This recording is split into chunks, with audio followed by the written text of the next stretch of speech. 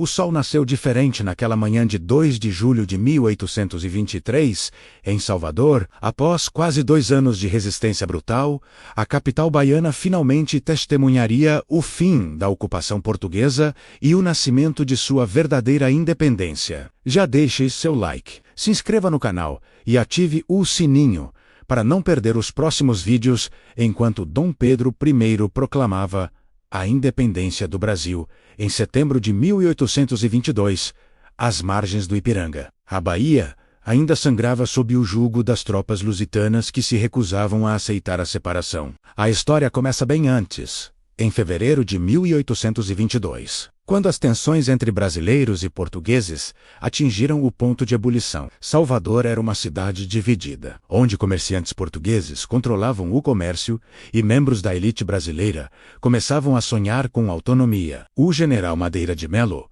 comandante das tropas lusitanas, homem de temperamento inflexível e lealdade inabalável à coroa portuguesa, estabeleceu um regime de terror em Salvador, reprimindo violentamente qualquer manifestação pró-independência. A cidade se transformou em uma praça de guerra, sitiada e sufocada pelo poderio militar português que controlava o Forte do Mar, o Forte de São Pedro e todos os pontos estratégicos da capital. As ruas de Salvador testemunharam cenas de violência chocantes. Patriotas baianos eram presos, torturados e executados publicamente como exemplo para outros que ousassem desafiar a autoridade portuguesa. Famílias inteiras foram destroçadas. O clima de medo pairava sobre a cidade como uma nuvem negra, mas nas sombras a resistência se organizava. Reuniões secretas aconteciam em casarões coloniais, onde homens e mulheres corajosos planejavam a libertação de sua terra. Mas o interior da Bahia fervilhava com uma energia revolucionária impossível de conter. Em Cachoeira, a 116 quilômetros de Salvador, estabeleceu-se um governo provisório que declarou a independência da província em 25 de junho de 1822. Era o coração pulsante da resistência, de onde partiriam as forças que libertariam a capital. A Câmara de Cachoeira tornou-se o símbolo da Bahia livre, desafiando abertamente o poder português entrincheirado em Salvador. Fazendeiros abastados venderam suas terras para financiar a guerra. Comerciantes doaram suas fortunas. Escravizados conquistaram a liberdade pegando em armas para defender a terra que, ironicamente, os mantinha em cativeiro. Indígenas das aldeias do interior se juntaram ao movimento, trazendo consigo o conhecimento ancestral da guerra de guerrilha nas matas do Recôncavo. Mestiços, mulatos, brancos pobres, todos se uniram em um exército improvisado, mas determinado e inflamado pelo desejo de liberdade. Entre esses guerreiros improvisados, surgiu uma figura extraordinária que se tornaria a lenda: Maria Quitéria de Jesus. Nascida em 1792, na fazenda de seu pai, na povoação de José de Freitas, ela desafiou todas as convenções de sua época. Quando seu pai proibiu que se juntasse ao exército libertador, ela cortou os cabelos, vestiu roupas masculinas e alistou-se sob o nome de Soldado Medeiros. Durante meses lutou bravamente, demonstrando coragem superior à de muitos homens, até que sua verdadeira identidade foi descoberta. L'honneur de ser expulsa foi celebrada e tornou-se símbolo vivo da determinação baiana. O cerco a Salvador começou a apertar metodicamente. As tropas brasileiras, inicialmente comandadas pelo general francês Pierre Labatut, veterano das guerras napoleônicas, contratado pelo Brasil, e posteriormente pelo general Lima e Silva, cortaram sistematicamente o abastecimento da cidade. Organizaram-se em diversos pontos ao redor de Salvador, criando um cinturão de ferro que estrangulava lentamente a capital ocupada. A população de Salvador sofria horrores indescritíveis,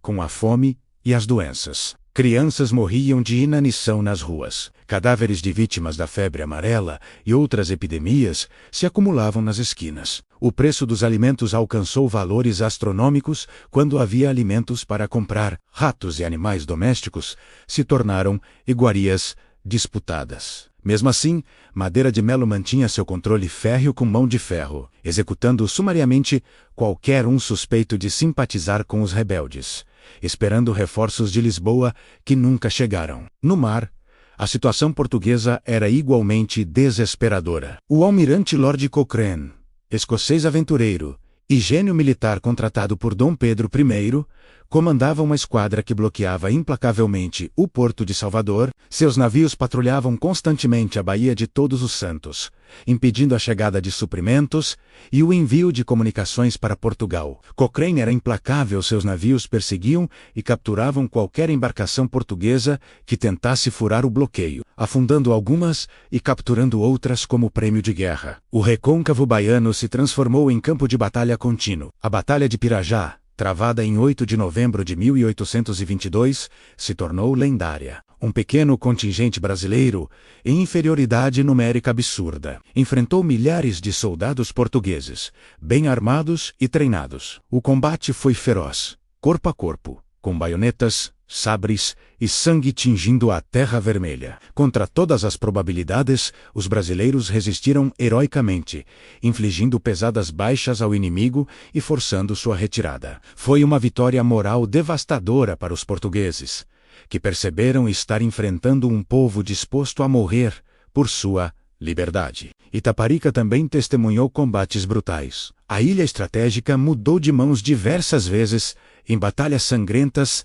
onde nenhum dos lados dava ou pedia quartel. Cada palmo de terreno era disputado ferozmente. Soldados feridos eram abandonados nos campos, seus gritos de agonia ecoando pela noite tropical. Os hospitais de campanha transbordavam de mutilados e moribundos, operados sem anestesia por médicos exaustos, que trabalhavam à luz de velas. Enquanto isso, nas vilas e povoados do recôncavo, a população civil também sofria terrivelmente. Tropas portuguesas em expedições punitivas saqueavam propriedades, queimavam plantações, violentavam mulheres e assassinavam civis suspeitos de apoiar a independência. Mas cada atrocidade apenas fortalecia a determinação do povo baiano. Cada família que perdia um filho para a guerra jurava vingança. Cada mulher viúva transformava sua dor em combustível para a resistência. Os meses se arrastavam em um ciclo interminável de escaramuças, emboscadas e batalhas campais. O exército libertador crescia continuamente com novos voluntários,